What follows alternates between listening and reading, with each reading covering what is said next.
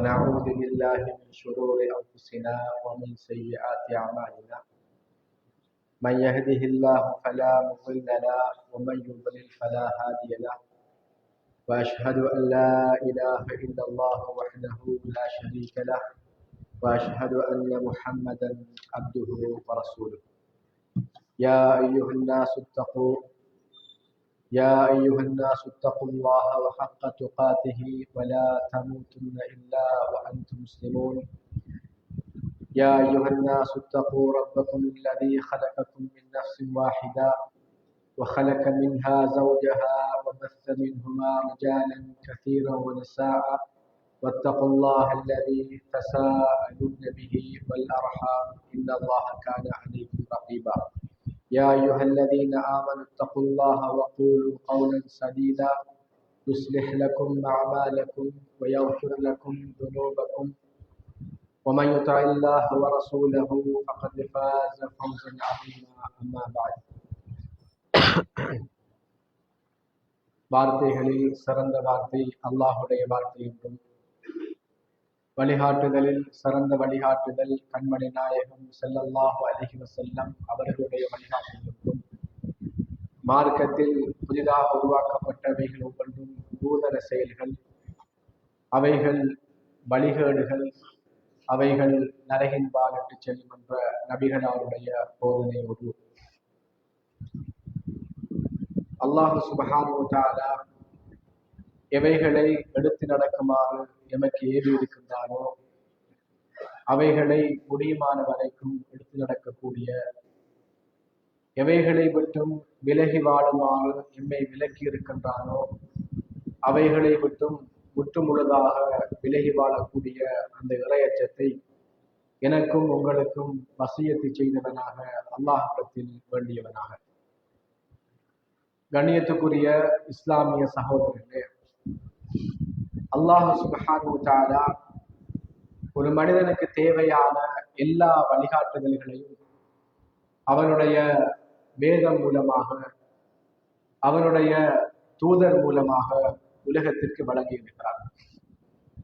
அவைகள் உயிர்ப்பிக்கப்படும் காலமெல்லாம் அல்லாஹுடைய அருளும், அவைகள் இல்லாமல் செய்யப்பட்டு உதாசீன செய்யப்படும் போதெல்லாம் அல்லாஹுடைய வேதனையும் தண்டனையும் ஏற்படும் என்பதை நாம் அறிந்து வைத்திருக்கிறோம். எனவே முடியுமான வரைக்கும் எல்லா நிலையிலும் உண்மையான முறையில் அல்லாஹுவை பயப்பட்டு அவனுடைய ஏவல்களை ஏற்று நடந்து அவனுடைய நரகத்திற்கும் மறுமை நிலைக்கும் பயப்பட்டு அவனால் தடை செய்யப்பட்ட அனைத்தையும் தவிர்ந்து வாழக்கூடிய அந்த உண்மையான இறையச்சத்தை அல்லாஹு தஆலா எங்களுக்குள் ஏற்படுத்த வேண்டும் என்று வேண்டியவனாக. ஒரு மனிதனுடைய வாழ்வு என்பது இந்த மரணத்தோடு முடிவடைவதில்லை. அந்த மரணத்திற்கு பிறகு இந்த உலகத்தில் அவன் எப்படி தன்னுடைய ஆயுளை கழித்திருக்கிறானோ அதன் அடிப்படையில் அந்த மௌத்துக்கு பிறகு அவனுக்கு ஒரு வாழ்க்கை ஆரம்பிக்கிறது.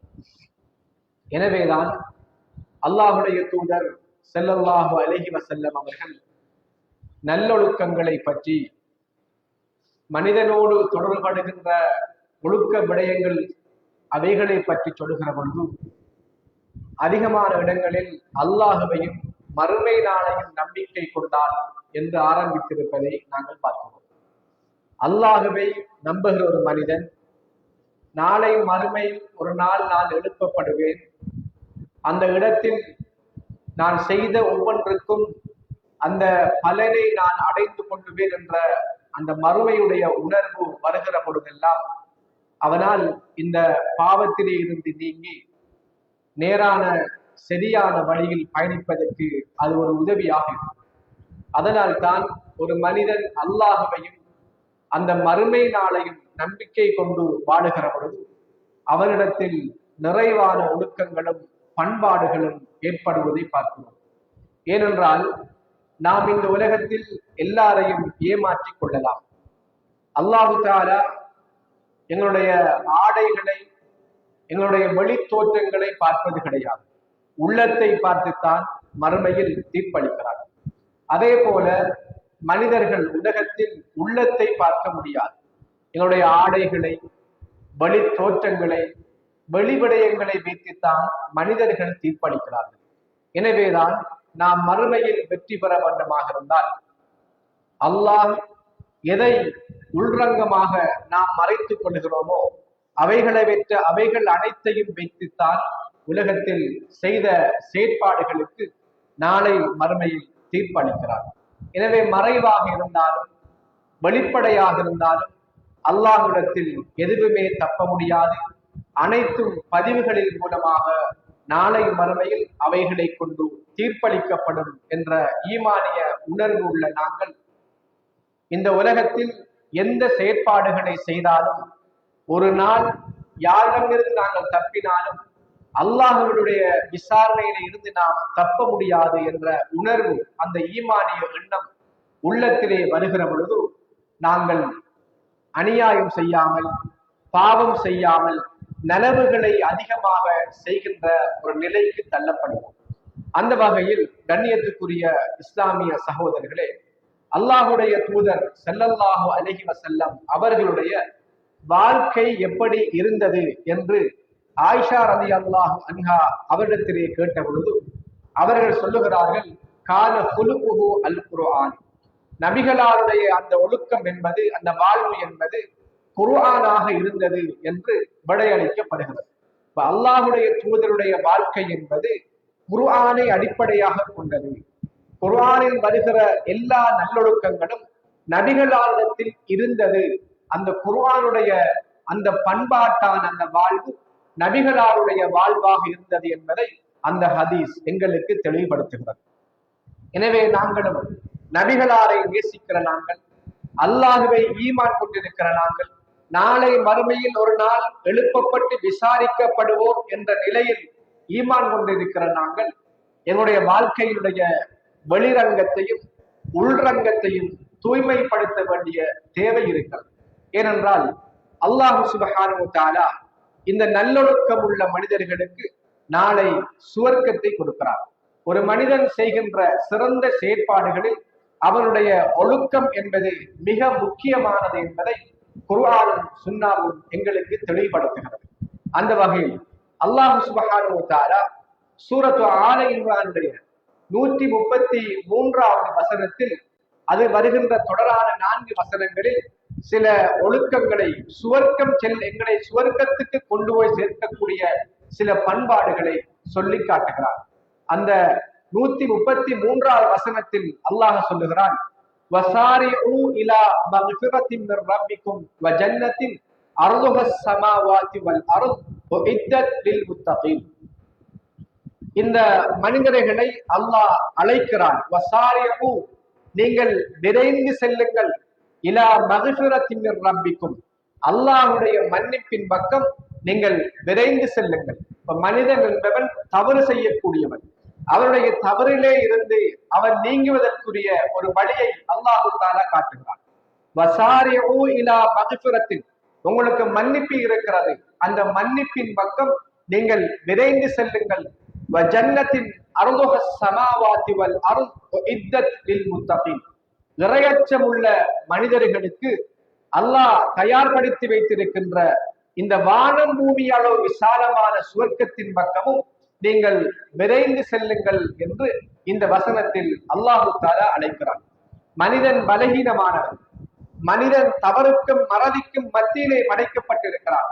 அந்த ஒரு நிலையில் அந்த சுவனத்தை அடைய வேண்டுமாக இருந்தால், அந்த சுவனம் நாளை மறுமையில் நிம்மதியான ஒரு சந்தோஷமான வாழ்வை பெற வேண்டுமாக இருந்தால் அவன் மன்னிப்பை பெற வேண்டும், தௌபா செய்து தன்னுடைய பாவத்திலே இருந்து அவன் மீண்டெழ வேண்டும் என்று அல்லாஹு தஆலா அழைக்கிறான். இப்படி மன்னிப்பை பெறுகின்ற வானம் பூமி அளவு விசாலமான அந்த சுவர்க்கத்தை அடைகின்ற அந்த முத்தகீன்களுக்காக, இறையச்சமுள்ள மக்களுக்காக அல்லாஹ் தயார்படுத்தி வைத்திருக்கிற அந்த வானம் பூமி அளவு விசாலமான சுவர்க்கத்தின் பக்கம் விரைந்து செல்லுகின்ற மக்களை பார்த்து அவர்களுடைய சில அடையாளங்களை அல்லாஹு தஆலா சொல்லி காட்டுகிறார். அதிலே ஒன்றுதான் அல்லதீன யுன்ஃபிகூன ஃபிஸ் ஸர்ராஇ வல் ضர்ரா. அந்த மனிதர்கள் எப்படி என்றால், செல்வ நிலையிலும் வறுமை நிலையிலும் அல்லாஹுடைய பாதையில் செலவு செய்வார்கள். அல்லாஹ் சுப்ஹானஹு வ தஆலா அவர்களுக்கு கொடுத்திருக்கிற அந்த செல்வத்தை, வசதி வாய்ப்புகளை அவர்கள் தனக்கு நிறைவாக இருந்தாலும் அல்லது தனக்கு நிறைவாக இல்லாவிட்டாலும் நல்ல விடயங்களில் செலவு செய்யக்கூடியவர்களாக இருப்பார்கள் என்று இந்த முதலாவது பண்பை அடையாளமாக அல்லாஹு தஆலா சொல்லுகிறார். இப்ப வானம் பூமி அளவு சுவர்க்கம், அந்த சுவர்க்கத்தையும் அந்த அல்லாஹுடைய மன்னிப்பையும் நாம் பெற வேண்டுமாக இருந்தால் அல்லாஹ் தந்திருக்கிற இந்த செல்வத்தை நாம் அல்லாஹுடைய பாதையில் செலவு செய்ய வேண்டும்.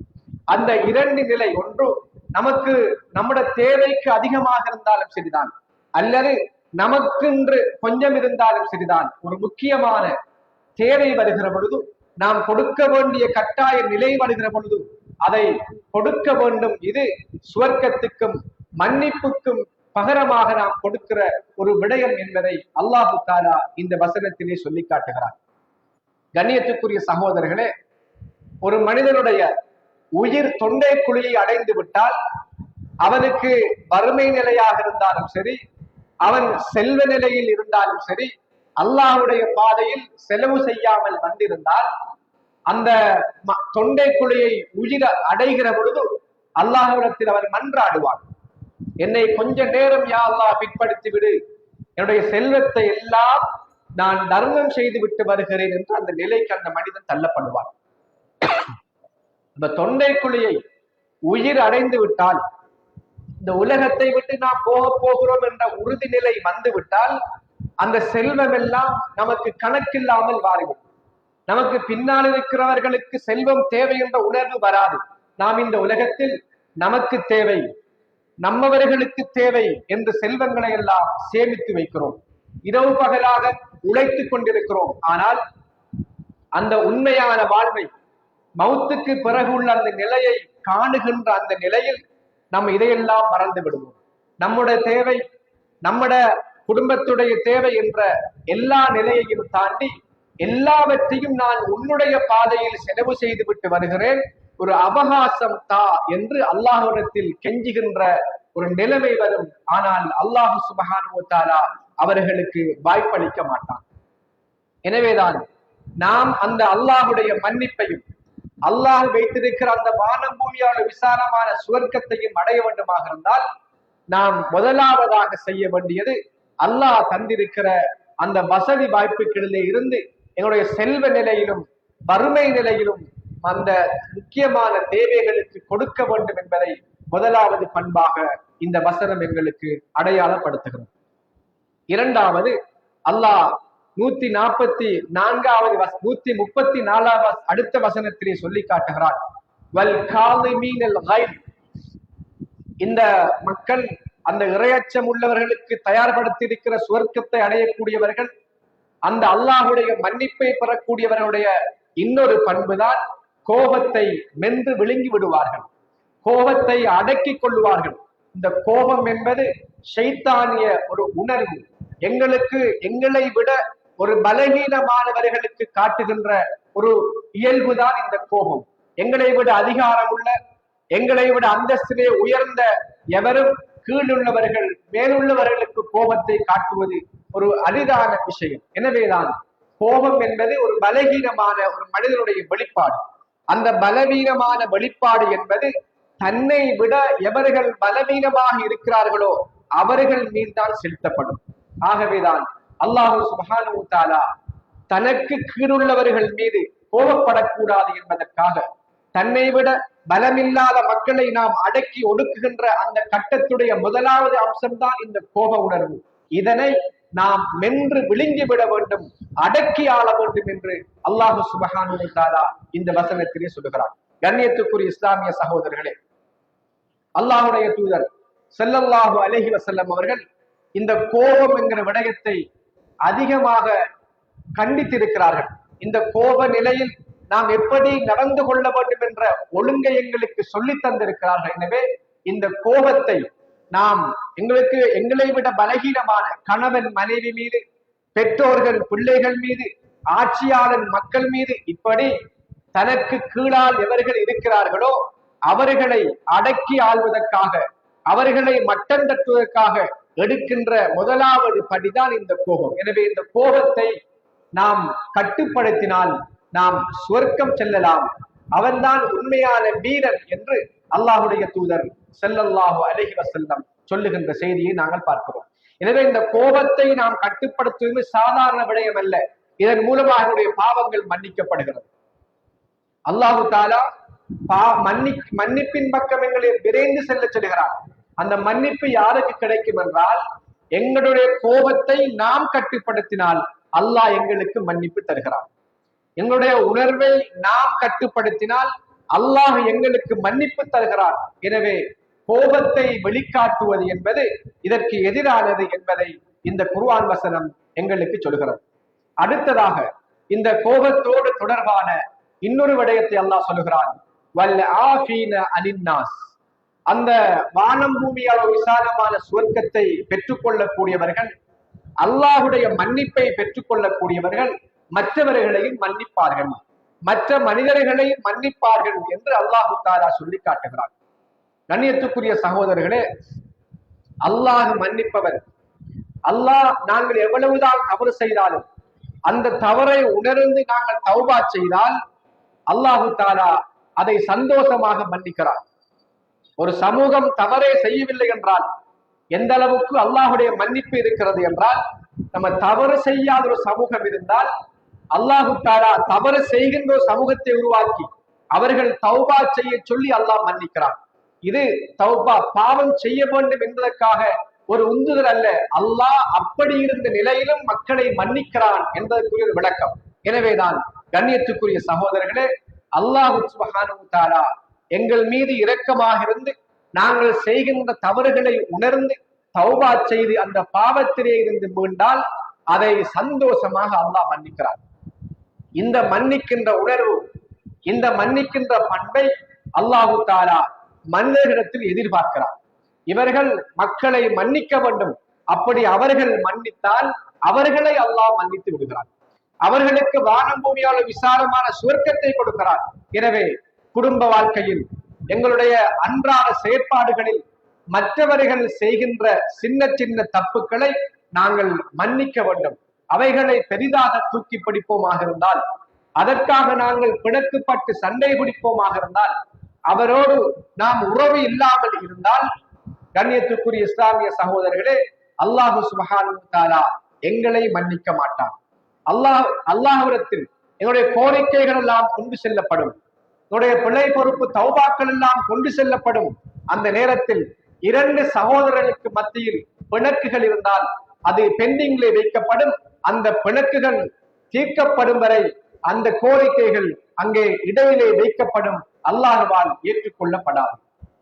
நாம் எவ்வளவோ தர்மம் செய்கிறோம், எவ்வளவோ நல்ல காரியங்கள் செய்கிறோம். ஆனால் இந்த மனித உரிமையோடு சம்பந்தப்பட்ட இந்த இடத்தில் நாம் தவறு செய்கிற பொழுது நாங்கள் செய்கிற அந்த பிரார்த்தனைகள், அந்த தௌபாக்கள், அந்த இஸ்திக்ஃபார் எல்லாம் அல்லாஹ்விடத்தில் ஏற்றுக்கொள்ளப்படாமல் இடையிலே நிறுத்தப்படும். அதற்கு மிக பிரதான காரணம், நாங்கள் எங்களுக்குள் பிணக்குகளை கொண்டு நாங்கள் பேசாமல் இருந்தால், நாங்கள் அந்த பிணக்குகள் மூலமாக பிரிந்திருந்தால். எனவேதான் கண்ணியத்துக்குரிய இஸ்லாமிய சகோதரர்களே, சில வேளை நாங்கள் மன்னிக்கிறோம், ஆனால் பழையதை புரட்டி புரட்டி அந்த காயங்களை உண்டாக்குகிறோம். நாங்கள் மன்னிக்கிற நிலைக்கு தள்ளப்படுகிறோம், மன்னிச்சிட்டோம் என்று சொல்லுகிறோம். ஆனால் ஒரு சங்கடமான நிலை வருகிற பொழுது அந்த பழையதையெல்லாம் புரட்டி புரட்டி அவர் இப்படி செய்தார், இவர் இப்படி செய்தார், ஆனால் இதனால் என்னால் அவரோடு பயணிக்க முடியாது என்று விலகிக் கொள்கிறோம். அப்படி என்றால் எங்களுடைய தௌபாக்கள் அல்லாஹ்விடத்தில் எப்படி ஏற்றுக்கொள்ளப்படும்? எங்களுடைய பிரார்த்தனைகள், எங்களுடைய கோரிக்கைகள் அல்லாஹ்விடத்தில் எப்படி ஏற்றுக்கொள்ளப்படும்? அல்லாஹ்வுடைய தூதர் ஸல்லல்லாஹு அலைஹி வஸல்லம் அவர்கள் ஒரு மனிதனோடு பிணக்குப்படுவதற்கு சில உரிமைகளை வழங்கி இருக்கிறார்கள். பாதிக்கப்பட்டிருந்தாலும் 3 நாளைக்கு மேல் பேசாமல் இருக்க முடியாது. அந்த பாதிப்பு, அவர் செய்த பிழைக்கு பரிகாரம் எது செய்தாலும் 3 நாளைக்கு மேல் அவரால் கோபித்திருக்க முடியாது என்று இஸ்லாம் சொல்கிறது. அந்த மனித உணர்வை இஸ்லாம் மதிக்கிறது. ஒரு சண்டை வருகிறது, ஒரு சச்சரவு வருகிறது, அப்படி இருந்தாலும் உனக்கு 3 நாள் தான் அனுமதி, நீங்கள் பிணக்கோடு இருக்கலாம். அதனோடு அந்த பிணக்கை முடித்துக் கொள்ள வேண்டும். எப்படி மரணித்தால் 3 நாள் துக்கத்தை நாம் முடித்துக் கொள்கிறோமோ, ஒரு பெண்ணாக இருந்தால் இத்தாவுடைய அந்த காலத்தை முடித்து அதிலிருந்து வெளியாகிறாளோ, அதே போன்றுதான் இந்த பிணக்குகள் மனிதர்களுக்கு வந்தால் அந்த மனிதனுடைய அந்த பாரத்தை சுமப்பதற்காக இறக்குவதற்காக அல்லாஹ் 3 நாட்களை வழங்கி இருக்கிறார். அதை தாண்டி நாம் மௌத்தான வீடுகளில் எப்படி துக்கம் அனுஷ்டிக்க முடியாது என்று சொல்லுகிறோமோ, அந்த பிணக்கு ஏற்பட்டால் 3 நாளை தாண்டி நாம் பேசாமல் இருக்க முடியாது. எனவேதான் நாம் மன்னிப்பை எமக்காக பெற வேண்டுமாக இருந்தால், வானம் பூமியாலோ விசாலமான அந்த சுவரத்தை நாம் அடைய வேண்டுமாக இருந்தால், எங்களுடைய குடும்பங்களில், எங்களுடைய நண்பர்களில், எங்களுடைய ஏனைய உறவுகளில் இந்த சிறிய சிறிய தவறுகளுக்கான மன்னிப்பை நாம் வழங்க வேண்டும், அவர்களை மன்னித்து விட வேண்டும். எனவே கண்ணியத்துக்குரிய இஸ்லாமிய சகோதரர்களே, அல்லாஹ் சுப்ஹானஹு வ தஆலா இந்த கஷ்டமான நிலையிலும் செல்வமான நிலையிலும் அல்லாஹுடைய பாதையில் செலவு செய்தல் என்பதை சொல்லி, கோபத்தை அடக்குதல் என்பதை சொல்லி, மற்றவர்களை மன்னித்தல் என்பதை சொல்லிவிட்டு சொல்லுகிறான், வல்லாஹு யுஹிப்புல் முஹ்சினீன். இப்படியான அழகானவர்களை அல்லாஹ் சுப்ஹானஹு வ தஆலா நேசிக்கிறான் என்று சொல்லுகிறான். அல்லாஹ்வுடைய நேசம் நமக்கு வர வேண்டுமாக இருந்தால், முஹ்சினீன்களான அழகிய நல்லுள்ளம் கொண்டவர்களாக, நல்ல பண்புள்ளவர்களாக நாம் மாற வேண்டுமாக இருந்தால் இந்த பண்புகள் எங்களிடத்திலே வர வேண்டும். எனவேதான் நாங்கள் அல்லாஹுடைய பாதையில் கஷ்டமான நிலையிலும் செல்வமான நிலையிலும் செலவு செய்ய வேண்டும், கோபத்தை நாங்கள் அடக்கி கொள்ள வேண்டும், மற்றவர்களை மன்னித்து விட வேண்டும். இப்படியான நல்லவர்களை, நல்லது செய்கின்றவர்களை அல்லாஹு தஆலா நேசிக்கிறான் என்று சொல்லுகிறான். எனவே கண்ணியத்துக்குரிய இஸ்லாமிய சகோதரர்களே, இந்த நல்ல பண்புகளை எங்களுக்குள் நாங்கள் கொண்டு வந்து அல்லாஹுடைய நேசத்தை பெற்று மன்னிப்பையும், அதே போன்று இந்த வானம் பூமி அளவு விசாலமான சுவனத்தையும் அடைந்து கொள்வதற்கு எம் அனைவருக்கும் அல்லாஹ் சுப்ஹானஹு வ தஆலா தௌஃபீக் செய்வானாக. வ ஆகிரு தஅவானா அனில் ஹம்துலில்லாஹி ரப்பில் ஆலமீன்.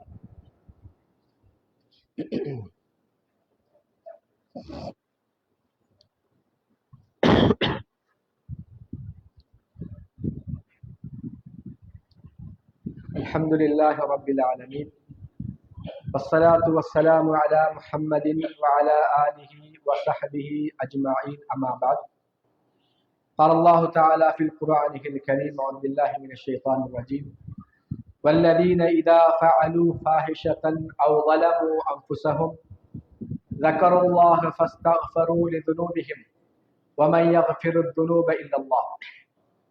கண்ணியத்துக்குரிய இஸ்லாமிய சகோதரர்களே, நாம் எல்லோரும் எவ்வளவுதான் தவறுகள் செய்தாலும், எவ்வளவுதான் பிழைகளை விட்டாலும், நம்முடைய பாவங்கள் எல்லாம் மன்னிக்கப்பட்டு நாளை மறுமையில் சுவர்க்கம் போக வேண்டும் என்ற ஒரு ஆசையோடு வாழ்ந்து கொண்டிருக்கிறோம். அல்லாஹு தஆலா எம்மை நரகத்திலிருந்து பாதுகாத்து சுவர்க்கத்துக்கு எப்படியாவது நாம் சென்று விட வேண்டும் என்ற ஒரு உள் உணர்வோடு இந்த உலகத்தில் நாம் வாழ்ந்து கொண்டிருக்கிறோம். அல்லாஹ் சுப்ஹானஹு வ தஆலா அந்த பாவங்களுக்கான மன்னிப்பை பெற்று அந்த சுவனத்தை அடைந்து கொள்வதற்கு இந்த வசனத்தின் தொடரில் ஒரு விடயத்தை சொல்லி காட்டுகிறார். வல்லதீன இதா ஃபஅலு ஃபாஹிஷத்தன் அவ் ஸலமு அன்ஃபுஸஹும். இந்த மன்னிப்பை பெறுகின்ற மக்கள் வானம் பூமி அளவு சுவனத்துக்கு சொந்தக்காரர்கள் எப்படிப்பட்டவர்கள் என்றால், ஒரு தவறை செய்துவிட்டால், ஒரு மானக்கேடான ஒரு பிழையான காரியத்தை செய்துவிட்டால், அல்லது அவர்களுக்கு அவர்களே அநியாயம் செய்து கொண்டால், ஸக்கருல்லாஹ ஃபஸ்தக்ஃபரு லிதுனூபிஹிம், உடனே அல்லாஹ்வை நினைவு கூர்ந்து அவர்கள் இஸ்திக்ஃபார் செய்வார்கள், பிழை பொறுக்க தேடுவார்கள் என்று அல்லாஹ் சுப்ஹானஹு வ தஆலா இந்த வசனத்திலே சொல்லுகிறார். அதனைத் தொடர்ந்து வமை யக்ஃபிரு துனூப இல்லல்லாஹ், அல்லாஹ்வை தவிர எவர்கள் பாவத்தை மன்னிக்க முடியும் என்றும் அல்லாஹு தஆலா அந்த வசனத்திலே சொல்லி காட்டுகிறார். வானம் பூமியால விசாலமான சுவர்க்கம், நாம் ஆசைப்படுகிற அந்த இன்பத்தை அடைய வேண்டுமாக இருந்தால், நாம் செய்கின்ற இந்த உலகத்தில் வெளிப்படையாக மறைமுகமாக செய்த அந்த பாவங்கள் மன்னிக்கப்பட வேண்டுமாக இருந்தால், அல்லாஹு தாலா சொல்லுகிறார், அந்த முத்தகீன்கள் இறையச்சமுள்ள மக்கள் பாவம் செய்து விட்டால் அல்லது தங்களுக்கு தாங்கள் அநியாயம் செய்து விட்டால் அந்த பாவத்திலிருந்து விழித்துக் கொள்ளுவார்கள். அவர்கள் விழித்துக் கொண்டு அல்லாஹுவிடம் மீண்டு இஸ்திக்ஃபார் செய்வார்கள் என்று சொல்கிறார். எனவேதான் பாவம் செய்வது என்பது மனித இயல்பு. எந்த அளவுக்கு அந்த பாவத்தை நாம் கட்டுப்படுத்த வேண்டுமோ அந்த அளவுக்கு நாம் கட்டுப்படுத்துகிற அதே நேரம் அந்த அளவுக்கு ஷைத்தான் எம்மை பாவத்தின் பக்கம் தூண்டிக்கொண்டே இருப்பார். சில வேளை அந்த ஷைத்தானுடைய தூண்டுதலின் பிரகாரம் நாம் தவறு செய்துவிட்டால் அந்த தவறு என்பதை நாம் முதலாவது உணர்ந்து கொள்ள வேண்டும். நாம் ஒரு பிழை செய்து விட்டோம் என்ற அந்த கவலை உள்ளத்திலே வர வேண்டும். அல்லாஹ்வை நினைவு கூற வேண்டும்.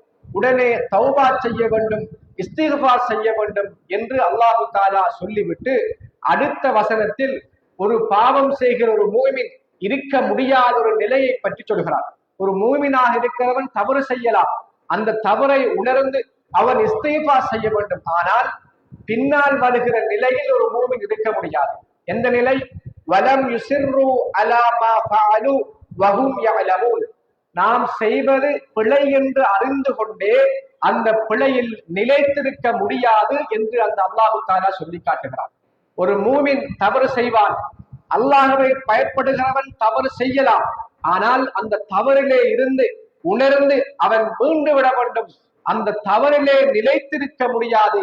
காலம் காலமாக நான் செய்வது தவறு என்று தெரிந்து கொண்டே செய்து கொண்டிருக்க முடியாது. இது மன்னிப்பை பெறுகின்ற, சுவனத்தை பெறுகின்ற ஒரு மூமினுடைய பண்பு அல்ல என்று அல்லாஹு தாலா இந்த வசனத்திலே சொல்லி காட்டுகிறார். வட்டிக்கு கொடுக்கிறோம், வட்டிக்கு எடுக்கிறோம், பாவம் என்று தெரியும். அந்த தெரிந்த நிலையில் அதை செய்திருக்கிற ஒரு மனிதனுக்கு அல்லாஹ் மன்னிப்பு கொடுக்க முடியாது, கொடுக்க மாட்டான், அல்லாஹ் நாடினாலே தவிர. கண்ணியத்துக்குரிய இஸ்லாமிய சகோதரர்களே, ஒரு பாவத்தை அறிந்து கொண்ட ஒரு நிலையில் ஒரு மனிதன் செய்து கொண்டிருந்தால் அந்த நிலை ஒரு அல்லாஹுவை பயப்படுகிற நிலை அல்ல என்பதை இந்த வசனம் எங்களுக்கு சொல்கிறது. சஹாபாக்களுக்கு அந்த மதுபானம் அருந்துவது என்பது தொழுகை நேரத்தில் அருந்த கூடாது என்ற ஒரு கட்டளை பிறப்பிக்கப்பட்டது. தொழு நேரத்தில் மது அருந்தாமல் ஏனைய நேரங்களிலே அருந்தினார்கள். சிலர் இதை இல்லாமல் விட்டால் நல்லம் என்று யோசித்தார்கள். உடனே அல்லாஹ் சுப்ஹானஹு வ தஆலா மது அருந்துவதை ஹராமாக்கி அந்த தடை செய்த பொழுது மது அருந்திக் கொண்டிருந்தவர்கள், அருந்துவதை நேரம் போட்டு அருந்தியவர்கள் எல்லாம் எல்லா மதுக்களையும் இனி அருந்துவதில்லை என்று முடிவெடுத்தார்கள். கண்ணியத்துக்குரிய சகோதரர்களே, ஒரு பிழை நாம் செய்து கொண்டிருக்கிற நேரத்தில் அது பிழை என்று தெரிந்தால் அந்த பிழையில் நாம் நிலைத்திருக்க முடியாது. அதே பிழையை செய்து கொண்டே தௌபா செய்து கொண்டிருக்க முடியாது. ஏனென்றால் ஒரு பிழையிலே இருந்து நாம் நீங்குவதாக இருந்தால் சில நிபந்தனைகள் எங்களுக்கு வேண்டும். முதலாவது, நாம் செய்வது பிழை என்பதை உணர்ந்து கொள்ள வேண்டும். இரண்டாவது, அந்த பிழையை உடனே விட்டுவிட வேண்டும். மூன்றாவது, இனிமேல் அந்த பிழையை நான் செய்ய மாட்டேன் என்று உறுதி பூண வேண்டும். நான்காவது, அந்த பிழை ஏனையவர்களோடு சம்பந்தப்பட்டிருந்தால் அதற்குரிய பரிகாரத்தை பெற்றுக் கொள்ள வேண்டும்.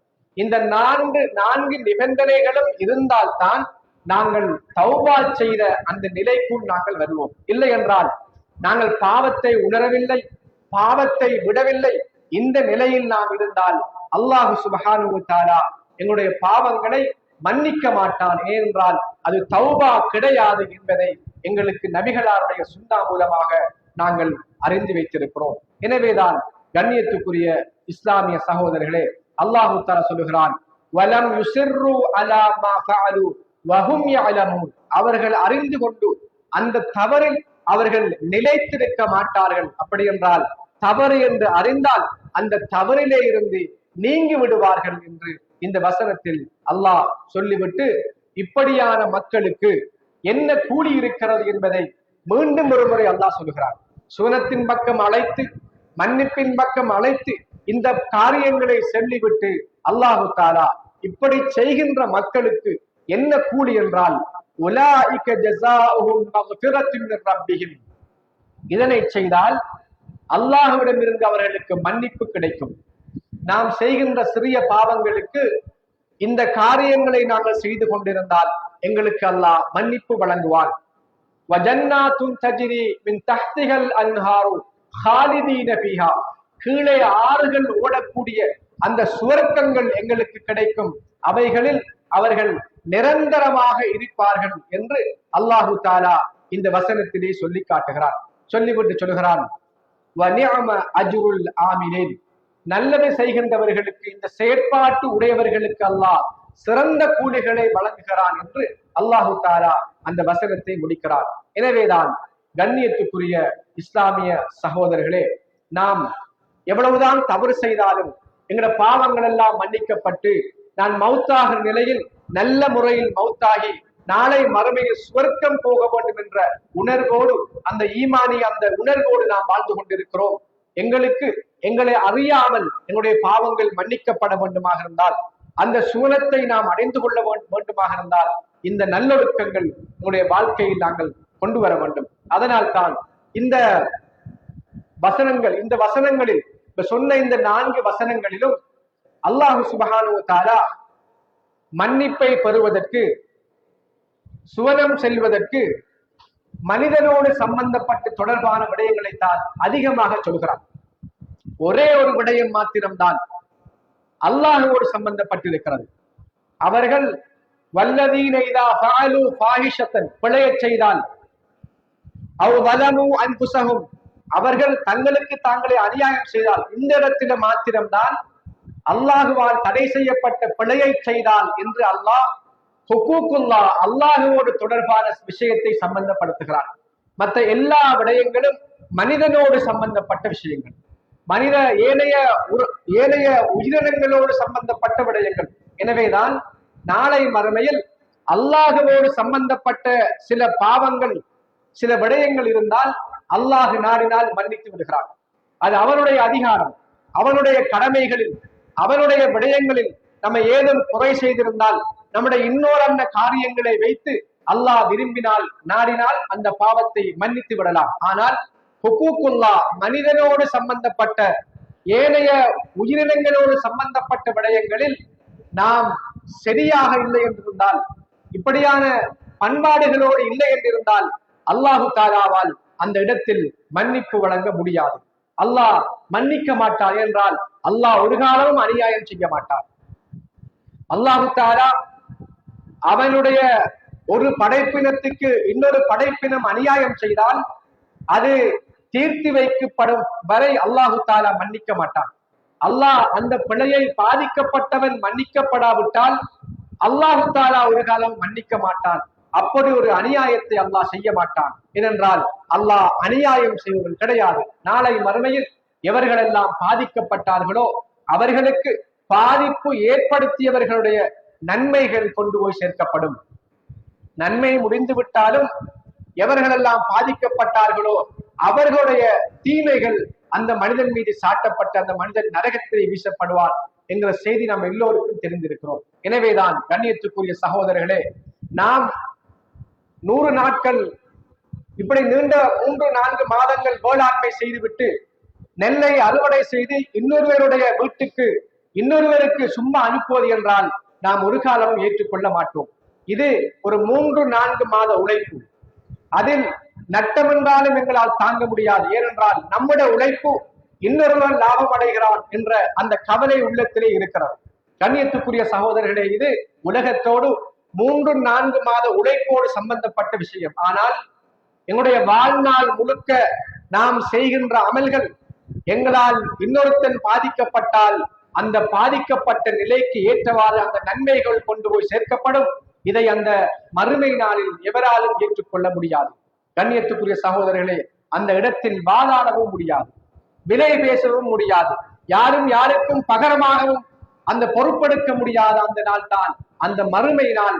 அதனால் தான் அல்லாஹுடைய தூதர் ஸல்லல்லாஹு அலைஹி வஸல்லம் அவர்கள் மறுமை நாளுடைய நம்பிக்கையை ஒரு மிக முக்கியமான ஒழுக்கத்துக்குரிய அடிப்படையாக சொன்னார்கள்.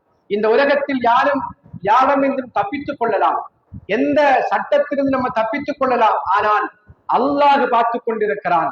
மறுமை நாளில் நான் விடை சொல்லியே ஆக வேண்டும், ஒப்படைத்தே ஆக வேண்டும் என்ற அந்த மறுமையுடைய உணர்வு உள்ளத்திலே வந்துவிட்டால் இந்த மேலே சொன்ன பண்புகள் எல்லாம் தானாக இடத்திலே வரும். நாங்கள் கஞ்சத்தனம் கொள்ள மாட்டோம், வசதி இருந்தும் கொடுக்காமல் குடிக்க மாட்டோம், எங்களுடைய கோபத்தை நாங்கள் வெளிப்படுத்த மாட்டோம், மற்ற மக்களை மன்னிக்காமல் விட மாட்டோம். எனவேதான் நாம் மறுமை நாளில் நிம்மதியாக சந்தோஷமாக அந்த இன்பகரமான சுகத்தை அடைய வேண்டுமாக இருந்தால் இந்த நல்லொழுக்கங்கள் எங்களுடைய வாழ்க்கையில் ஏற்படுத்தப்பட வேண்டும். எனவேதான் அல்லாஹு சுப்ஹானஹு வ தஆலா இந்த உலகத்தில் செய்கின்ற அந்த பாவங்களை மன்னித்து நாளை மறுமையில் அந்த விலை மதிப்பற்ற வானம் பூமியோட விசாலமான அந்த சுவர்க்கத்தை எங்களுக்கு தர வேண்டும். எல்லாம் அல்லாஹு சுப்ஹானஹு வ தஆலா நல்லொழுக்கம் உள்ளவர்களாக ஏனைய அடியார்களுடைய கடமைகளில் சரியாக நடக்கக்கூடியவர்களாக எம் அனைவரையும் ஆக்கி அருள்வானாக. வ ஆகிரு தஅவானா அனில் ஹம்துலில்லாஹி ரப்பில் ஆலமீன்.